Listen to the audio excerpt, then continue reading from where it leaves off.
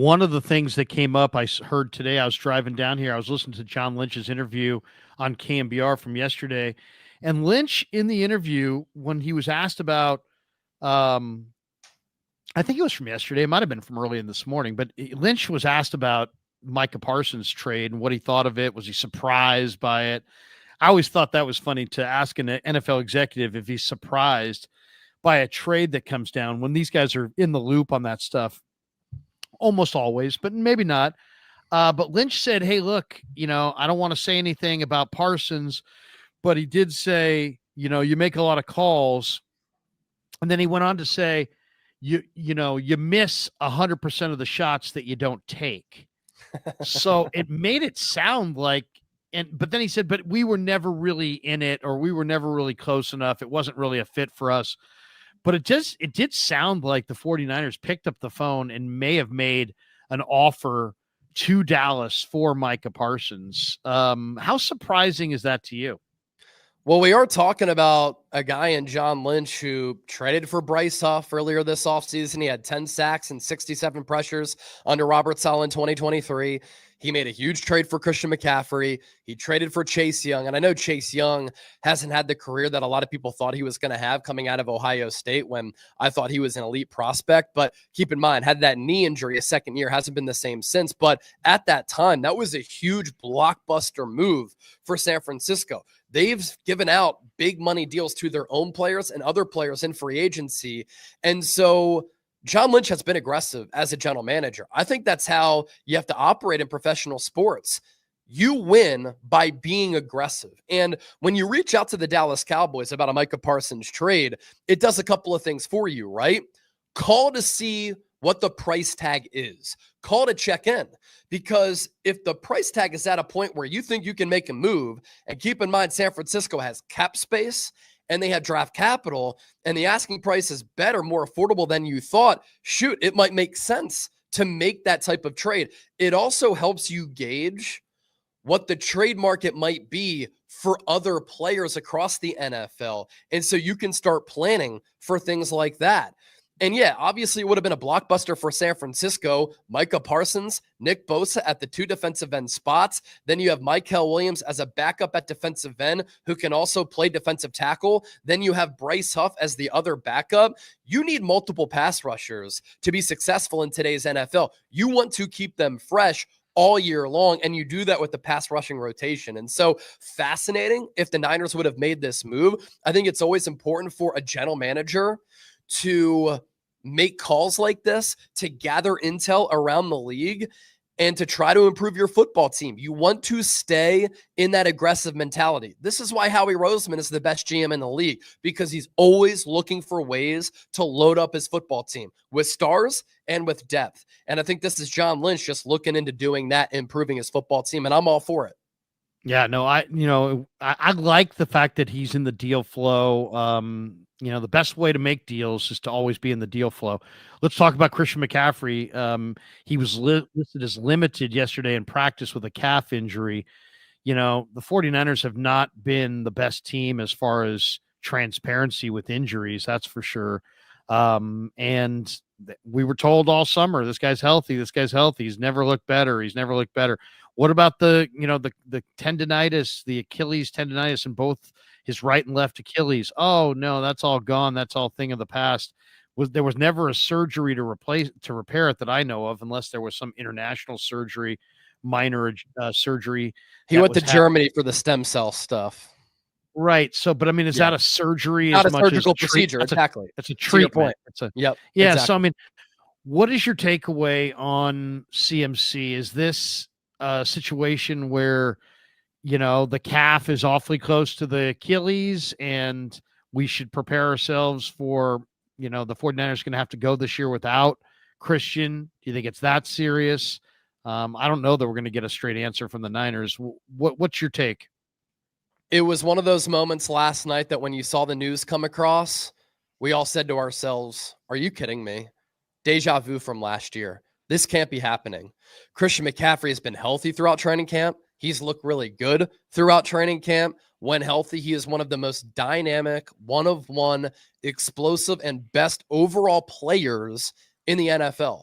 The Niners are able to reach their peak offensively because Christian McCaffrey is the engine that really gets that Niners offense moving to a capacity in which they can be their best selves. And so, given the injury history here, I think this is a major concern. It is a developing situation. Him being a surprise addition to the Niners injury report, some people speculating maybe it's gamemanship from Kyle Shanahan because there has been the Niners strategy all training camp and preseason long to manage his workload. Look, we were in the same situation last year. Christian McCaffrey going into year one popped up on the injury report, calf Achilles issues at the end of 2023, Larry. This is what this stems back to and goes back to. At the end of the year, you and I have talked about how McCaffrey wasn't healthy. Why?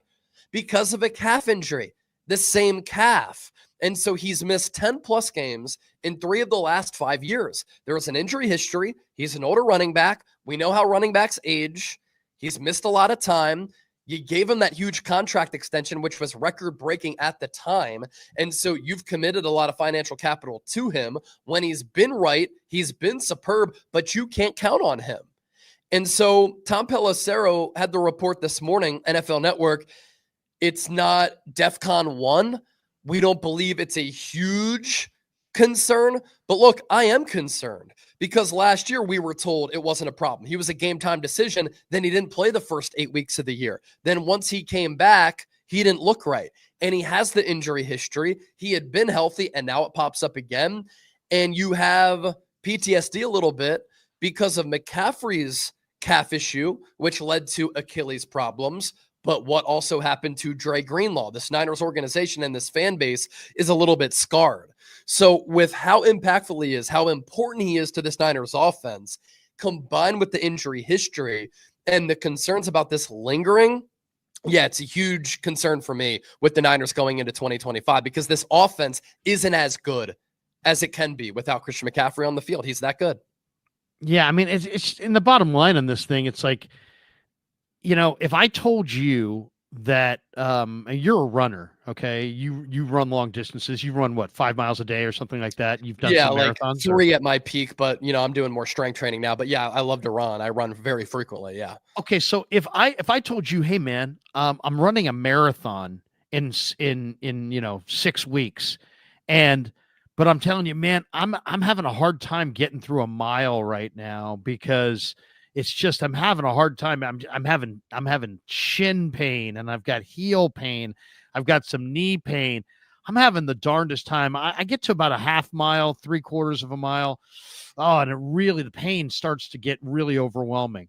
Oh, by the way, I'm running a marathon next month. Not good. You'd be like, bro, you're probably not going to make in the marathon. That marathon's 26 miles. And if you're hurting after 1 mile, that's Christian McCaffrey. He hasn't played at all. He's basically, had very light reps all summer long for the most part. They babied him. Now here comes the hard stuff, hitting and tackling and physical. And it's like, what are the odds that this guy's going to make it to the finish line?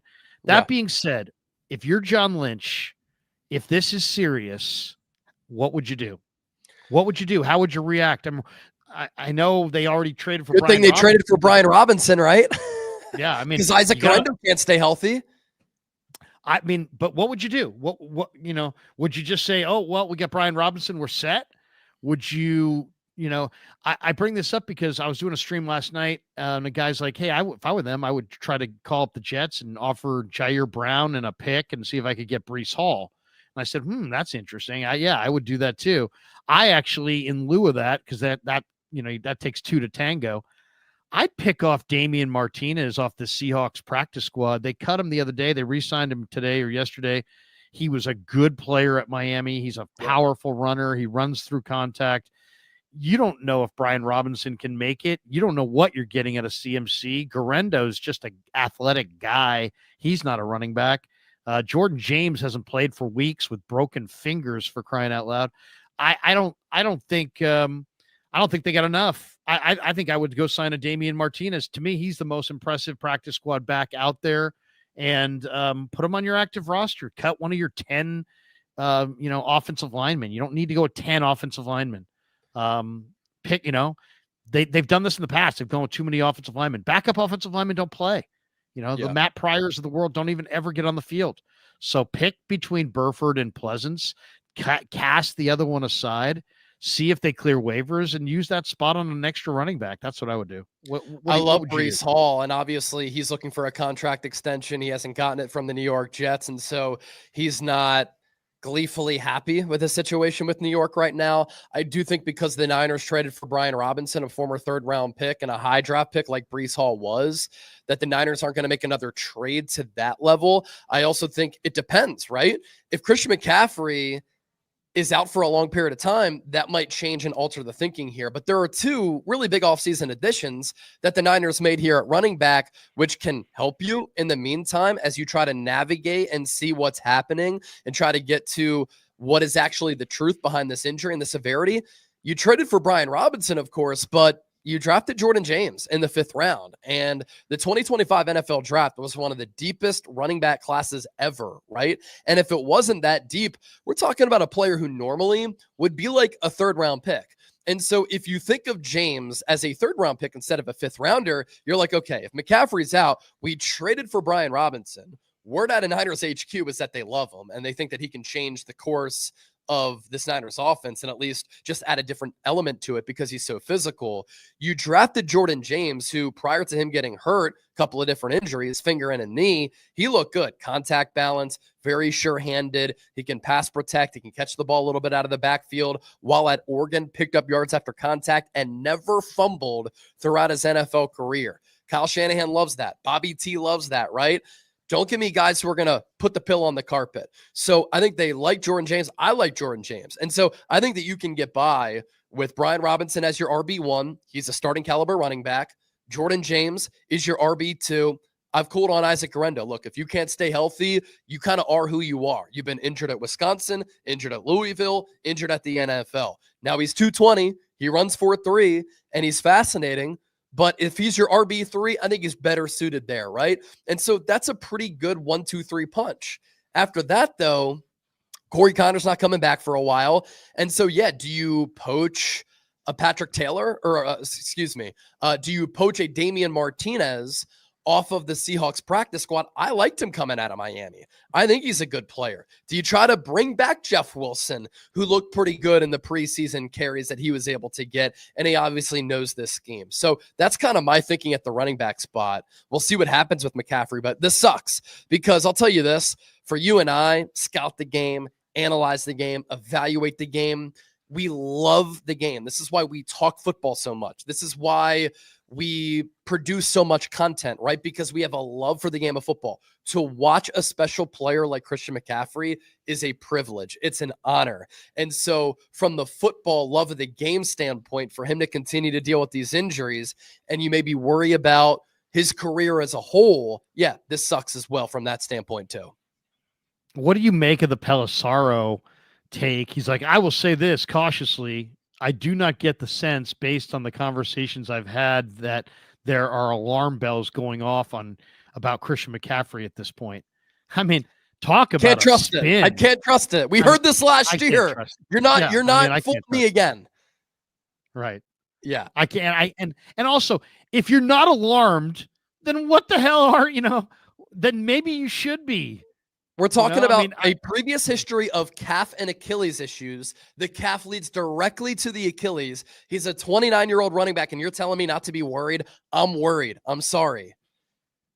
Yeah. I mean, it just that just seems like Pelissaro is just carrying the Niner PR mail. For sure. Bucket of water there. Mayoko, by the way, just said he thinks he's going to be questionable for Sunday. So that's not good either. Not probable, questionable. He was questionable, right? If I'm not mistaken, for the Jets game week 1 last year. A surprise scratch prior to the game. He's a game time decision. Same thing. The question is, did the Niners know this when they made the Brian Robinson trade? They probably did. Well, you've been there. What's McCaffrey been doing? I mean, he's in practice. He looks, he looks the way he looks. I mean, he doesn't look. I wouldn't say they're definitely going easy on him as far as the reps, but it's not like he's been out. He's been out there from time to time. I mean, the Niners have rest days for veterans. The Niners have, they'll have days where they've kept Christian out of team activities, where he did part of practice but not all. But that could be precautionary. You know what I mean? It's like, Right. especially with a player as valuable as him, with a history of injuries that he's had. But at this point, I just get the feeling that, it's like they kind of make up their own rules when it comes to the injuries. And it's like, they're very much, let's keep everything under wraps, and let's, only give the media and the press what you have to. But I think now you get, you can be deceptive all summer and nobody's going to call you on it. But once the games start, then all of a sudden there's gamblers involved. And then because of the gamblers involved, the NFL has very stringent rules about the injuries, and you can't play these injury games. You have to be straightforward, truthful, and honest. Yeah. And now suddenly in the straightforward, truthful, and honest week, the guy who wasn't hurt at all is suddenly really hurt. Yeah. But it's not that serious, but he's questionable. But there, I mean, it's like, what do you think Breece Hall would cost in a trade? A third? How many years of contractual control do you get? 2? Or is he a free agent? I think he's a free agent. I'll check right now as you kind of explain. I would say if you had 2 years of if you have more than this year, I would say you might have to move a third round pick. Yeah. Some teams maybe a fourth. Some teams would be a fourth, but for the team like the Niners, who are probably going to pick at the back of the round, I'd say it's a third. See, the more like you say that, and I'm like, I don't think so. But like, look, final year of his contract. Same with Brian Robinson. You're not tied to them beyond this year. Cap hit of $4.3 million. The Niners have what, $45 million in cap space. And so, yeah, no contractual control, which does stink if you really like the player. But if you don't want to tie yourself to a running back long-term, Robinson, Breece Hall, when you've financially committed to Christian McCaffrey, would this kind of offset things or at least help you absorb the blow? It's fascinating. There's no doubt about that. No, I mean, it's another, major topic of conversation for sure. And we'll see where it goes. I mean, really, it's as simple as that.